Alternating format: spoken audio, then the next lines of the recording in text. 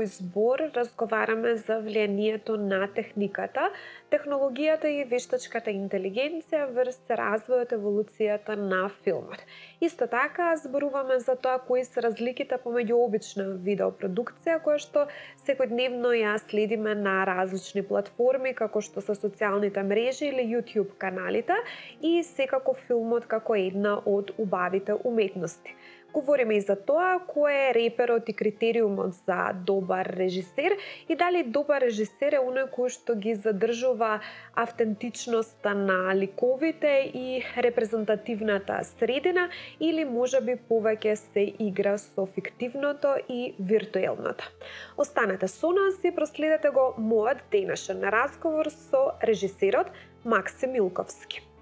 Максим, ти благодарам за почеток што ја прифати поканата денеска да бидеш мој соговорник. Не разговараме за новите состојби во видео и филмската продукција. Ти си, како што и во неформалниот разговор констатирав, млад, но успешен режисер. Обично нели оди она двете придавки млад и потенцијал, меѓутоа кај тебе ситуацијата е таква да ти веќе си остварен како режисер. И мојот субјективен впечаток, како барем јас низ моето скромно искуство ги ценам професионалците во својата област, е кога ќе закажувам интервју, односно разговор или снимање, знам дека оние луѓе кои што немаат никаков проблем во било кое време да дадат изјава на микрофон пред камера, да се обратат на јавноста зборувајќи нели за својата професија и за својата струка, тие секогаш многу срдечно ги прифаќаат сите покани за учество во емисијата, но и објективно, тоа е мој субјективен нели критериум по кој што ценам нечија професионалност, меѓутоа и објективно можеме да кажеме ти веќе долго време си дел од телевизиската продукција, од видеопродукција, имаш искуство и како режисер на Бистра вода, серијата што ќе имаме можност да ја проследиме. И за почеток ќе те прашам Иве за твојата режија. Кога режираш, кога работиш некое дело, да кажеме, на што повеќе се фокусираш? Дали на она спонтаност, како што сме сега во еден амбиент каде што има спонтаност, има случувања, има да кажам некоја метрика посебна, природна метрика, или можеби се фокусираш повеќе на оној дел драматургија, поистакнато, понагласено, што гледаш кога низ својата режисерска оптика кога работиш на едно дело? Благодарам на прекрасниот вовед и секогаш ќе прифатам затоа што многу ми се допаѓаат прашањата. Секогаш се со многу увид и одмисленост поставени. Што се однесува сега, само пред да одговорам, би сакал да се навратам за успешен во сферата на филмските режисери. Обично перцепцијата е нели ако снимиш долгометражен филм за кој што ќе добиеш средства официјално, обично се смета нели така да се каже успешен, но секако јас него гледам за невалидно тоа и до сега што сум имал можност да бидам дел од обработување, вклучувајќи ги македонските народни приказни и телевизиското искуство, контактни емисии и секако во последно време изминатата година проектот Бистра вода. Морам да коригирам, не бев режисер, бев втор асистент на режија, значи тоа е режија на Јани Бојаджи. Прв асистент беше Никола Поповски и јас бев неговата продолжена рака, бидејќи бевме стварно оскудна екипа, работевме со многу љубов и ние заземавме повеќе позиции од тоа што можеше да се направат толку луѓе. Во режијата постојат нели многу правила, односно алатки, затоа што не се сите задолжителни. Јас преферирам да одам колку што е можно поорганизиран и подготвен на терен. Значи се што може да се предвиди однапред во организацијата, ако го средиме пред време, на терен ќе немаме изненадувања, бидејќи и кога си најподготвен, пак има некој фактор за кој што не сте подготвени.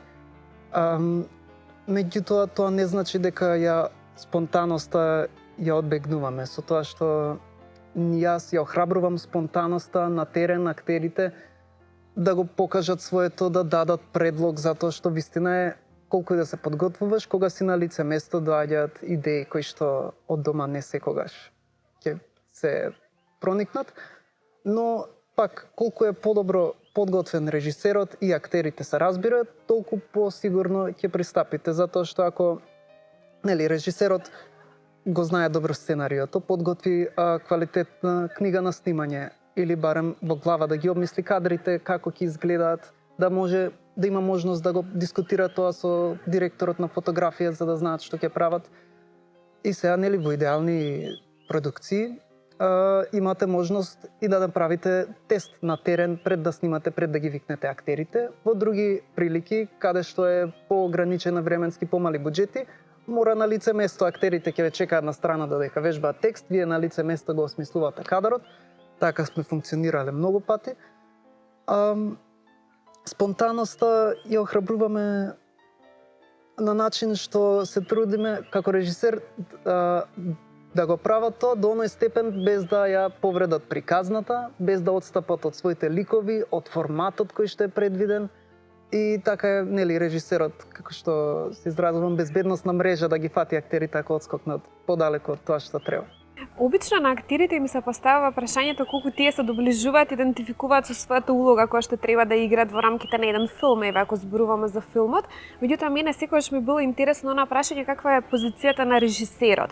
Дали режисерот кој ќе добие некоја проблематика која што треба да ја развие, обработи во филм или на пример работи филм по сценарио и режира по сценарио, дали влегува во сценариото, значи се обидува да го разбере, да ја разбере суштината, символиката, смислата, синтаксата, семантиката целосна на самото сценарио и дословно да го пренесе, или го има оној авторски момент и авторска слобода да режисерот сепак има можност да протолкува некои делови кои што можеби и не се јасно опишани во сценариото и да се даде своја авторска улога во обработка на една проблематика во рамки на филмот. Што според тебе конкретно и лично е добар режисер, бирајќи ги овие две патишта, овие две средини? Прво за делот на актерите, баш сега пишував во мојот труд, го цитирав Ентони Хопкинс. И Ентони вели: јас не преферирам да додавам реплики, да смислувам нешто што не е таму, кога има некој многу умен сценарист што животот го посветил и секој збор го обмислил по 100 пати. И вика, сите клучни елементи ги има во самиот текст. И јас се трудам текстот да го совладам колку што е можно подобро и баш го вели топ 250 пати го повторувам целиот текст. Вика, тоа ти дава толкова сигурност во тоа што ќе го кажеш, што ти дава огромна слобода да си спонтан и слободно да се изразиш, да не треба да се оптоваруваш со тоа да мислиш која ми беше репликата. Ова е основата, ако ме прашате добар актер, пред се текстот ако си го знае, тоа е најголемиот дел. Сега нормално збогатува тоа што читал, тоа што играл, тоа што гледал. Меѓутоа не е суштински она кај актерот. Сега после сите додатни алатки да импровизира, да адаптира, да имитира, тоа се дополнителни средства. Кај режијата, јас како што реков, ако е за актерите репликите, кај режисерот би било сценариото, книгата на снимање, планот на снимање, она што може од дома да го подготви. И ние располагаме со безброј алатки што може да е, како да прикажеме нашата приказна. Вид на кадрирање, дали ќе користиме швенк од небото нагоре да ја спуштиме за вовед во сцената, дали ќе искористиме во монтажа стилот каде што крајот на едниот кадар ќе се совпаѓа со почетокот на следниот, например, завршува часовникот, следно гледаме тркало во истиот кадар почна да вози. И сите тие алатки многу мене сакаат да се водат според структурата. Имаме драматуршка структура што е поставена и според тоа ќе смислат приказната и во сите тие коцки ние само ги пополнуваме деловите и имаш некаква формула. Меѓутоа, најчесто јас тоа што сум сретнувал е кога ќе дојде приказна во тебе, сите тие алатки се за да изслужат на приказната, а не за да приказната ја напикаш во некакви коцки правила. И тие алатки се за да те потсетат кои сите изразни средства можеш да ги примениш за да ги нагласиш сите елементи што ги сакаш или да те потсетат, мојата приказна можеби фали елемент на каталист или некој предмет што ќе биде во почетокот што на крајот ќе се поврзува.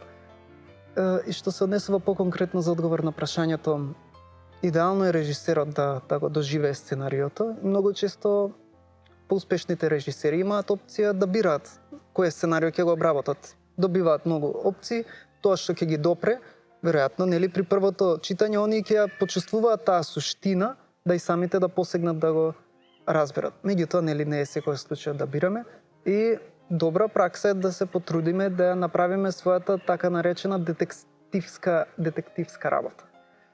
Да истражиме, нели, ние имаме действија, но при повеќе читање ќе откриеме зошто ликот го постапува. Тоа е исто како филм кога гледаме првиот пат и вториот пат кога го гледаш, јасно ти е зошто така било поставено, кои реплики, какви значења тежина носат. Така што навлегуваме во сценариото колку што е можно повеќе. И во Холивуд си постои гилда или еснафот на писатели, Screenwriters Guild, како што и Directors Guild, Actors Guild. И они нивното правило гласи, режисерот не смее да го пипне сценариото, значи не смее збор да промени, така што ние мора како вештина тоа да сме способни да го проследиме. А меѓутоа имаме постојат случаи, нели, каде што книга ќе се адаптира за сценарио, каде што продуцент или режисер можат по нарачка да побарат, дајте ми книга што ќе го обработува општествениот проблем на тоа и тоа. Некој познат автор многу добро ќе напише и после ќе вработат, нели, сценаристи, претворете ми го сега во сценарио. Така што може да бидат по нарачки и вообичаено ако режисерот има потреба од авторско нешто, ќе го направи сам сценариот или ќе го нарача, одошто туѓото сценарио да го менува, но и тоа не е исклучок. Сценаријата може да се адаптираат, иако вообичаено ако веќе се адаптира туѓо сценарио, тоа ќе биде во начинот на изразување, може ќе биде реплика, ретко тоа ќе биде суштинска измена, на пример крајот да го сврти од среќен во несреќен или такви драстични промени што би го прекршиле сценариото, но повторно и за тоа може да се најде пример и затоа сретнуваме како писатели на книги многу се караат со филмските прикази на нивните дела, кои што велат дека ги рушат, а има други публика кои што велат дека е подобро. Многу често исто така се поставува прашањето, односно барем мене од позиција на гледач, потполно просачен, лаичен пристап може би имам кон критика на филмот и теорија на филмската уметност, но еве некако виртуелното и реалното како во последно време се повеќе да се мешаат. И ти спомна дека понекогаш режисерот може да одреди, например, ако се води по сценарио, по книга, ако е Толкин во прашање, па како Хобит ќе го представи или како Господарот на прстените ќе го представи една историска перспектива или ќе даде една футуристичка перспектива, не знам, во научно-фантастични филмови, па можеме и еве да го спомнеме новото продолжение на Аватар, кој што неодамно на излезе. Постојано сме помеѓу границите на реалното и виртуелното. Како бираш дали да одиш повеќе кон реалниот приказ на работите, значи реално и доследно да ги приближиш на работите на овој сетилно достапен материјален свет што ние го живееме во секојдневието, да можеме директно да извлечеме можеби поуки и да ја разбереме символиката од некоја реплика или така натаму, или некогаш мораш да се послужиш со виртуелното и да ги поместиш границите што ти ги овозможува техниката, филмската техника, за да пратиш порака, еве, например, ако е некоја футуристичка приказна во прашање, па уште немаме искуство со неа. Како одредуваш, како бираш помеѓу реалното и фиктивното?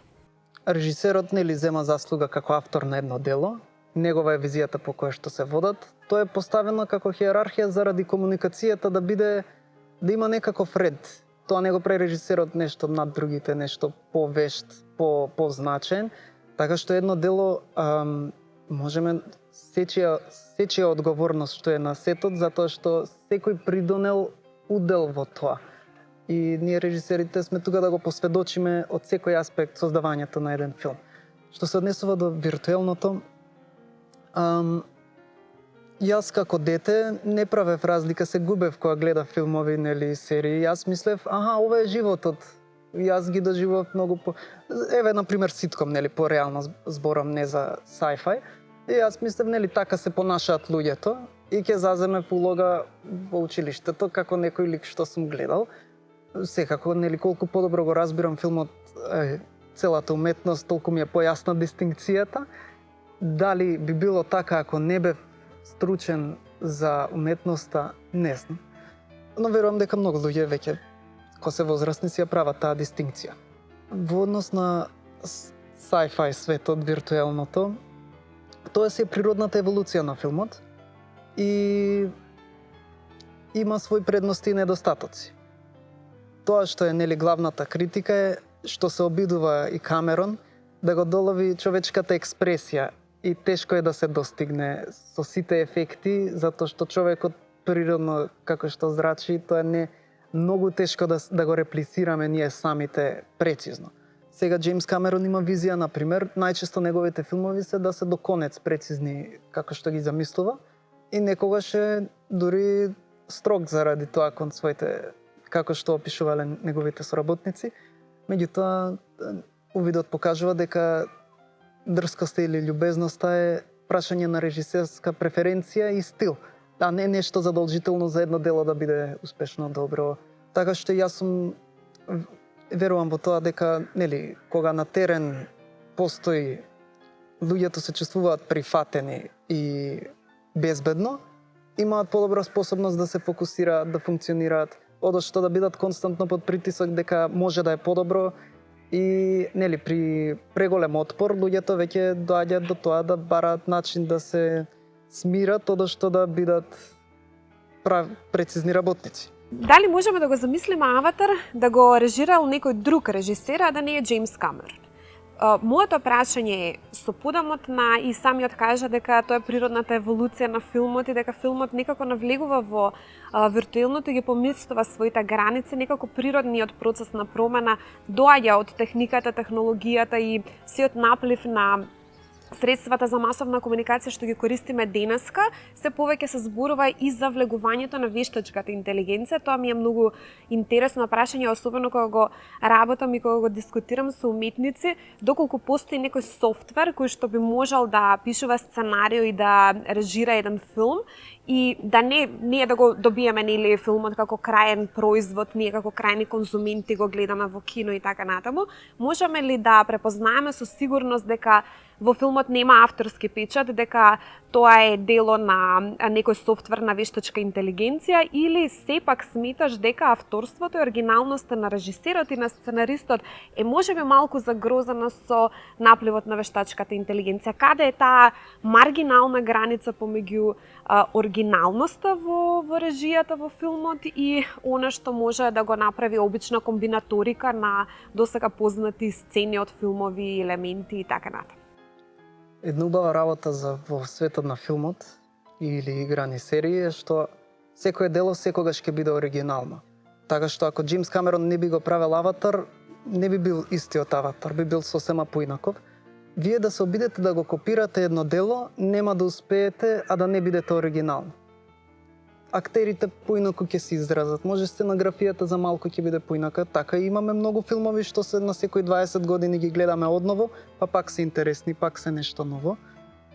Има убав момент што вкус е во прашање. Наш творештвото во филмот има критичари.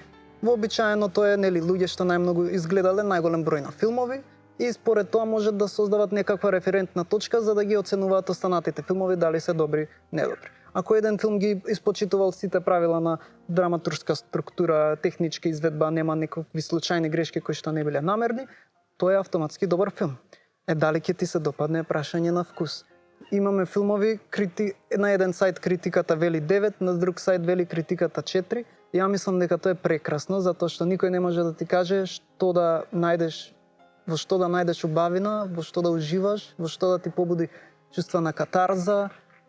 Генерално има некаква линија на вообичаени комерцијални правилни вредности, вообичаено е среќен крај, добриот лик со правилни вредности, но нема никаква штета ни во делата, оние што се понавлезени се љубопитни можеби да истражат лошиот лик, да го толкуваме зашто е во право некојаш несреќен крај.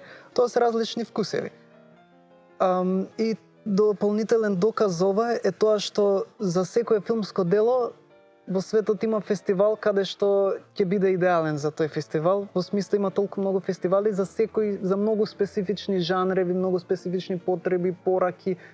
Секое дело може да ја види својата светлина на денот и да најде својот таргет публик. Претходно ме прашавте за вистината на едно дело. Филмот не служи да ја прикаже вистината или да ја објави вистината. Генерално, нели, медиумите го прават тоа преку своите информативни програми. Филмот, ако сака, може да се посвети на тоа, иако посебно го имаме и како формат документарниот филм, што е насочен специфично за тоа. Играните филмови и серијалите често сакаат да си играат околу вистината. Никогаш не е тоа целта, да не едуцираат. Тоа е вообичаено второстепено. Целта на играниот серијал, играните филмови се пред се ентертејнмент. Да уживаме. Тоа е она време кога ние не сме под некаков притисок, не сме над работа, она што го викаат leisure time на англиски. Додека едукативните елементи се често присутни секако во успешните филмови, но тие не се наметливи. Кој сака ќе ги прими, ќе ги воочи, ќе им се радува дополнително, кој не го интересира, може да ужива во делото без разлика, без тие да му бодат очи. Можеме ли да говориме за иднината на филмот во услови кога имаме масовна видеопродукција која што се занимава со продукција на видеа кои што можете да ги сретнете на YouTube канали, Facebook видеа и така натаму, и тие видеа се прилично популарни. Дури денеска имаме професија како јутјубер, што никогаш порано не бил случај. За да испродуцирате едно такво видео ви треба само една камера, еден телефон и така натаму, и еден лик кој што ќе раскажува нешто претходно неподготвено по никакво сценарио, сосема спонтани случаи и така натаму. Да кажам нешто што има содржина, што е секојдневна, што можете да ја следите кај секој друг човек, без разлика на тоа дали ќе вклучи камера да можеме ние да го следиме тој тек на настани или нема да вклучи камера. Е загрозена ли филмската продукција и може ли кај луѓето да се развие свест, колку треба да се работи на тоа да се развие свест и вкус за тоа што е добар филм и што е добра филмска продукција, за да можеме своето време да си го пополнуваме токму со филмот, што е навистина еклатантен пример за уметност, седмата убава уметност како што ја нарекуваме, а не да се занимаваме и своето слободно време да го трошиме гледајќи некои видеа на YouTube кои што ниту некој стои зад нив, ниту имаат авторство, ниту има режисер кој што е образован, кој што целиот свој живот го посветил на режијата и така натаму. Бидејќи филмот оди напред, тоа не значи дека она што го оставил зад себе е заборавено, запоставено, ќе престане да постои, невалидно. Во овој момент вештачката интелигенција е од огромна корист, затоа што визуелните ефекти кои што ги правиме во голем дел се некакви присети, значи има некаква дополнителна програмирање кое што ние не го правиме целото мануелно, целиот софтвер ти е поставен ти да можеш да бидеш интерактивен, но во голем дел компјутерско знаење, луѓе со техничко образование го развиле целиот тој систем и нели се разбира опремата. Не верувам дека ќе бидеме загрозени долго време да дојде до тој степен да може вештачката интелигенција, верувам последно што ќе успее да постигне е да твори уметнички дела од спектар на филмски дела. Нели, може тоа поезија да пишува, но за филмски дела како е вештачка интелигенција би ги донела актерите пред камера. Значи тоа би требало да е во човечко тело прво, така што кога ќе дојдеме во тој степен, тоа е доста далеку од она што е денеска блиско. Но анимиран филм. Ако сака да анимира, тогаш во овој случај да еве не го размислив. Во тој случај верувам дека е сосем легитимно редовна продукција на анимирани филмови е изводлива една вештачка интелигенција, но да ќе биде препознатливо дека не е од човек, затоа што да се создаде осет кај чувство кај вештачката интелигенција, нели, како вид на изразување и реплики се соодветни во одредени контексти и човечките емоции, тоа треба многу формули, многу инвестирање да се развие, ако одлучат некогаш да се направи тоа, но не е надвор од реалноста. Секако јас не сум толку технички образован за да кажам стручно, но не е далеку, затоа што човештвото со технологијата многу сложени потфати има постигнато. Платформите како YouTube, Instagram, социјалните медиуми, вистина е дека голем дел од публиката пренасочиле од телевизијата, меѓутоа ние како деца не поминувавме толку многу време пред телевизија, како што сега децата поминуваат пред YouTube, и повторно сите тие си имаат своја публика. YouTubeот има одлични предности, например, нели, брзото пребарување да најдеш точно што ти бара и секакви туторијали за надоградба на својата едукација и образование може да е исклучително корисно. Секако за ентертејнмент YouTube во некои делови е супериорен, но сите платформи си имаат своји предности и недостатоци. Јас дома кога си готвам, кога си ручам, не можам да сум пред компјутер да следам YouTube или пред телефон. Мене телевизор ми треба да можам да седнам, да не ја свиткам главата, да не видам со тастатура и маус, значи, или пак кино искуството нема никогаш да биде заменето. Сега ние имаме толкова технологија за 4-8К обработуваме дела, да ги гледаме на компјутер, и просто не го доловува истото искуство. И доколку јас би бил сега во позиција да зборам за убавината на филмските дела, на филмските серии, имаат можност да го упфатат духот на времето, состојбата на човештвото во, нели, тој даден период, животот, обичаите, фолклорот, дополнителна интелектуална стимулација, нешто што е по-невообичаено, нешто различно секој ден гледаме ние како луѓе сме љубовитни за да научиме повеќе за овој свет.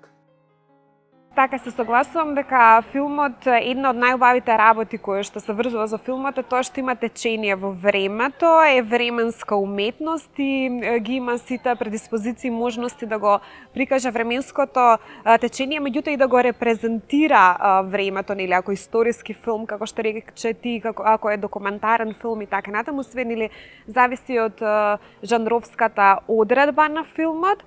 Максим, навистина имаме неисцрпен разговор. Јас мислам дека со тебе има многу теми кои што не успеавме ниту да ги почнеме, а веќе ме инспирираше со твоите одговори. За жал емисијата трае само 30 минути, ќе мора тука да го прекинеме нашиот разговор, но еве ти најавувам дека првата следна прилика што ќе имаме и еден попроширен простор и време каде што ќе можеме поопсежно да ги опфатиме овие теми што ги начнавме, ќе снимаме повторно ќе се видиме, повторно ќе соработуваме и ќе разговараме. Ти благодарам за денешното учество во емисијата Мој избор.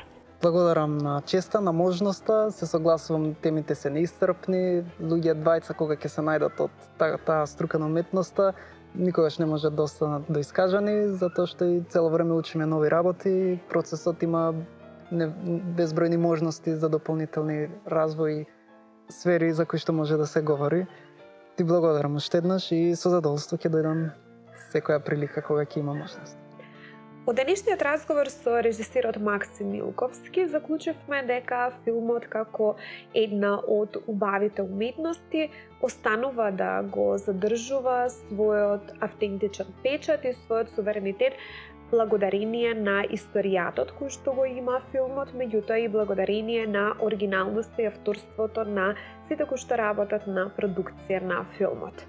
Улогата на режисерот е незаменлива и тој покрај тоа што има авторска слобода да го толкува сценариото е задолжен и за доследно и целосно прикажување на суштината и на проблематиката, а секако позборувавме и за тоа кој е комерцијалниот момент на еден филм и како еден филм може да стане допадлив и треба да се доближи на самата гледачка публика.